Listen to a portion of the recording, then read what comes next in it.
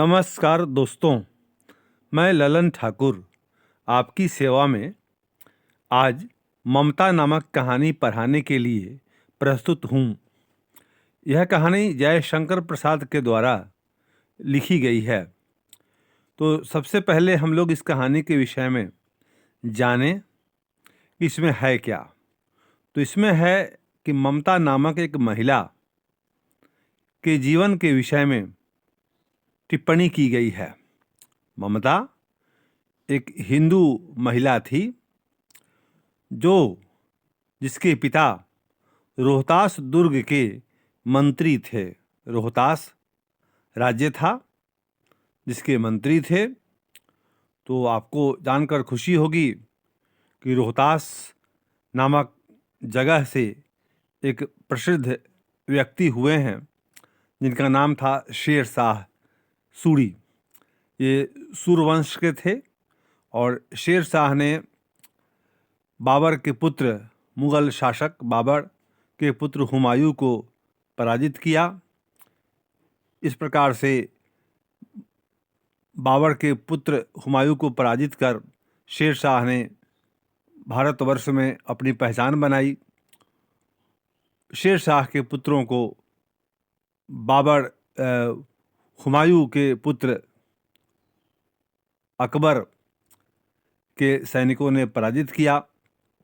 इस प्रकार से शेर शाह और हुमायूं के बीच बहुत ही दुश्मनी पूर्ण कहानी है जो इस पाठ में देखने को मिलने वाली है। तो ममता क्या थी कि रोहतास दुर्ग के राजा जो हिंदू थे उनके एक मंत्री थे। उन मंत्री का नाम था चूड़ामणि। चूड़ामणि जी की वह बेटी थी, वह विधवा थी। चूड़ामणि ब्राह्मण थे और ब्राह्मण की बेटी ममता विधवा होकर अपने पिता के महल में रहती थी। वहाँ पर परिस्थितियाँ इस तरह से परिवर्तित हुईं कि राजपाट समाप्त हो गया। रोहतास दुर्ग पर शेर शाह का राज्य हो गया। वहाँ से वह भाग गई और भाग करके बनारस के बगल में एक जगह है, वहाँ पर शरण लिया उसने। और तत्पश्चात हुमायूं शेर शाह से बचकर भागता हुआ वहीं पे गया जहाँ पे एक झोपड़ी में ममता रहती थी। तो वहाँ वह गया था शरणार्थी बनकर। ममता को शुरू में भय लगा उससे, लेकिन भय लगने के बाद स्थिति ऐसी आई कि उसे मालूम पड़ गया कि वह हुमायूं, वह जो आदमी है उसको शरण की आवश्यकता है। वह भागा हुआ है शेर शाह से। लेकिन उस समय ममता को यह मालूम न था कि यह हुमायूं है जो आने वाले समय में भारत का सम्राट बनने वाला था। तो यह हुआ कि हुमायूं को ममता ने शरण दी। और सुबह में जब हुमायूं के लोग आए तो ममता को मालूम पड़ा कि यह बड़ा आदमी है। वहाँ से हुमायूं गया, उसके लोगों ने ममता को ढूंढा, लेकिन ममता को अपनी जान पर खतरा मालूम पड़ा, जिससे वहाँ से वो भाग गई। वैसे हुमायूं की भावना उस समय ममता के लिए पवित्र थी। उसने ममता के द्वारा दी गई सहायता के बदले में उसको सहायता प्रदान करना चाहा, लेकिन ममता का कोई चिन्ह वहाँ दिखाई नहीं पड़ा। ममता वहाँ से चली गई बहुत दूर। और तब एक समय ऐसा आया कि ममता जब छद्मवेश में रहती है तो वहाँ अकबर के हुमायूं के पुत्र सम्राट अकबर के पुत्र अकबर हुमायूं के बेटे जो थे अकबर, उनके लोग वहाँ आए और उन्होंने वहाँ मंदिर बनवाया ममता की याद में। उस पर उन्होंने लिखा कि यहाँ हुमायूं ने एक रात गुजारी थी। तो ये लिखा गया, लेकिन ममता का कहीं उल्लेख नहीं हुआ उसमें।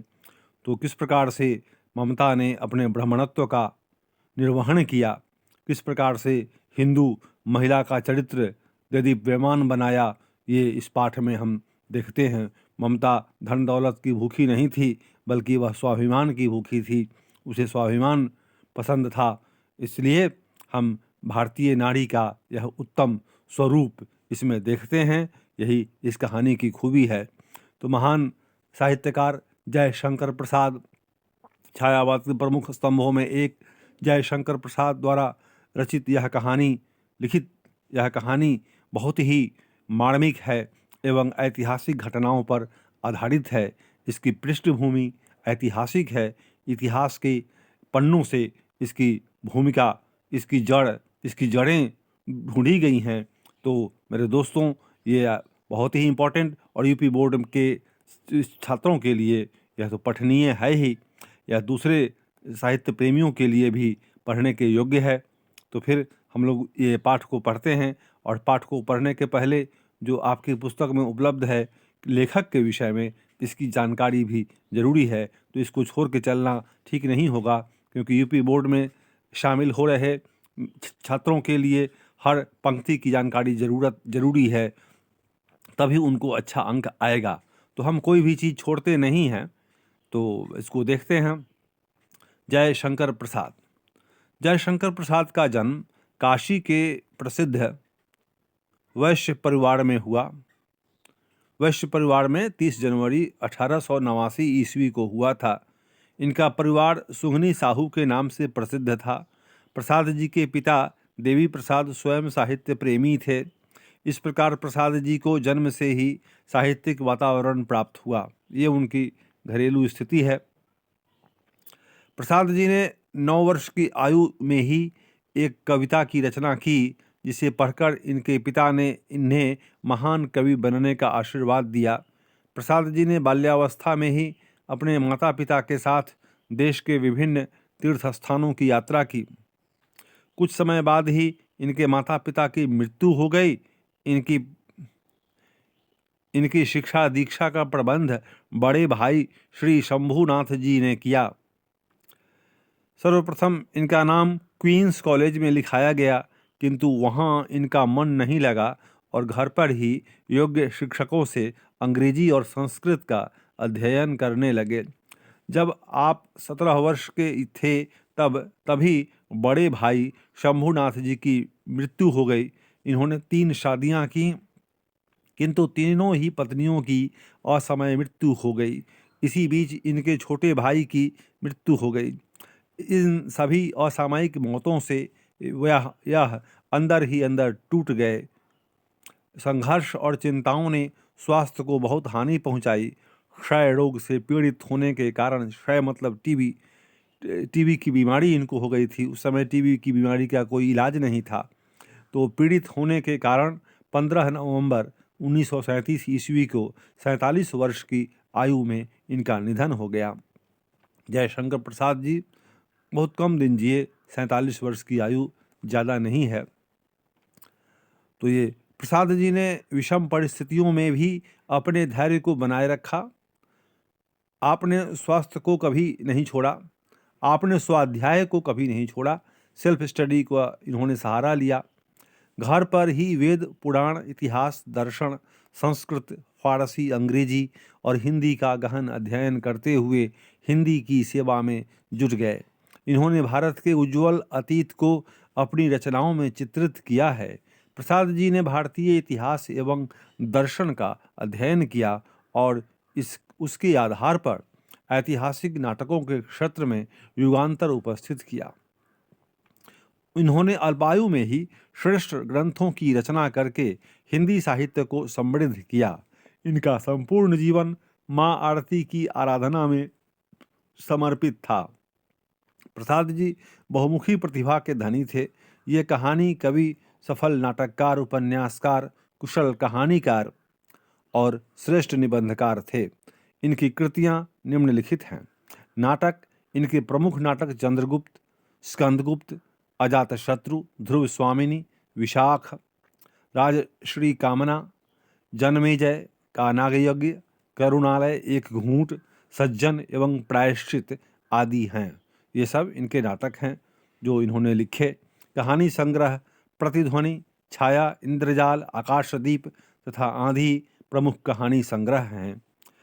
काव्य कामायनी, झरना, लहर, आंसू, महाराणा का महत्व, कानन कुसुम आदि प्रसिद्ध काव्य ग्रंथ हैं, ये रचनाएं हैं जयशंकर प्रसाद की लेखनी से जो बाहर आईं।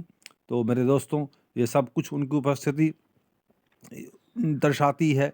साहित्य के जगत में उपन्यास इन्होंने लिखे, कंकाल, तितली, इरावती जो संपूर्ण नहीं है, कंप्लीट नहीं हो सकी, आदि प्रमुख उपन्यास हैं।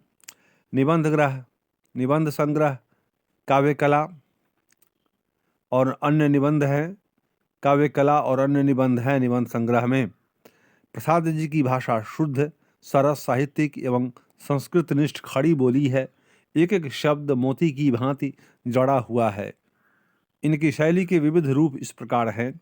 वर्णनात्मक शैली, प्रसाद जी ने अपने नाटकों, उपन्यासों एवं कहानियों में घटनाओं का वर्णन करते समय इस शैली को अपनाया है। आलंकारिक शैली, प्रसाद जी स्वभावतः कवि थे, अतः इनके गद्य में भी विविध अलंकारों का प्रयोग मिलता है। भावात्मक शैली, भावों के चित्रण में प्रसाद जी का गद्य भी काव्यमय हो जाता है। इसमें भाषा अलंकृत और काव्यमयी है। इनकी प्रायः सभी रचनाओं में इस शैली के दर्शन होते हैं। चित्रात्मक शैली, प्रकृति वर्णन और रेखा चित्रों में यह शैली मिलती है। इसके अतिरिक्त सूक्ति शैली, संवाद शैली, विचारात्मक शैली एवं अनुसंधानात्मक शैली का प्रयोग भी प्रसाद जी ने किया है। तो भिन्न भिन्न शैलियों का प्रयोग प्रसाद जी ने किया, ये इनकी खूबी रही है। प्रसाद जी की शैली कैसी रही, इस पे प्रश्न होते हैं, तो आप इनका भी अध्ययन वो बारीकी से करेंगे। वैसे हम लोग प्रश्नोत्तर पर ध्यान देंगे, उस प्रश्नोत्तर करते समय सारी बातों की चर्चा फिर से होगी। प्रस्तुत ममता शीर्षक कहानी में प्रसाद जी ने भारतीय नारी के आदर्शों को स्थापित करते हुए भारतीय नारी के आदर्शों को, इस ममता कहानी में क्या है, तो इसमें है ये कि प्रसाद जी ने भारतीय नारी, इंडियन विमेन, भारतीय नारी के आदर्शों को, उनके जो आइडियल्स हैं, आदर्श जो उनके होते हैं, को स्थापित करते हुए उसकी बेबसी, महिलाओं की बेबसी भी होती है। बेबस होती हैं महिलाएं बहुत जगह, जो चाहती हैं कुछ वो होती नहीं है। स्थितियां ऐसी होती हैं कि बेबसी मालूम पड़ती है। मनुष्य चाहकर जब कुछ नहीं कर पाता है, बेबस होता है, तो उसे उसकी बेबसी का एहसास होता है। एवं दयनीय स्थिति का सुंदर चित्र उपस्थित किया है। इसमें ममता भारतीय नारी का प्रतिनिधित्व करती है। वह बेबस है और उसकी स्थिति दयनीय है। वह विधवा है, उसके पिता का राजपाट समाप्त हो गया है। ममता विपरीत परिस्थितियों में भी अपने स्वाभिमान की रक्षा करते हुए अपने कर्तव्य एवं धर्म का पालन करती है। लेकिन वो महिला, वह नारी, भारतीय नारी धन्य है, क्योंकि वह विपरीत परिस्थितियों में भी अपने स्वाभिमान की रक्षा करती है और रक्षा करते हुए अपने कर्तव्य एवं धर्म का पालन करती है। कर्तव्यपरायण, धर्माचरण करने वाली ये महिला ममता हमारे लिए प्रातः वंदनीय महिलाओं में एक है। यह भारतीय नारी का आदर्श रूप प्रस्तुत करती है। तो ये ममता ने कंप्रोमाइज़ नहीं किया, उसने समझौता नहीं किया शहंशाह से, और उसने आजीवन संकटों से भरा हुआ जीवन जिया, लेकिन कभी भी सत्ता और सुख के लिए अपने स्वत्व का सौदा नहीं किया। ये ममता की खूबी है। तो मेरे दोस्तों, आपने इस वीडियो को देखा। अभी ममता पाठ है, ममता शीर्षक जो पाठ है, हम लोग इसके बाद वाले वीडियो में इसको पढ़ेंगे और इस पर वीडियो बहुत जल्दी आ जाएगा। आपने इसको देखा, इसके लिए धन्यवाद। आपका दिन मंगलमय हो।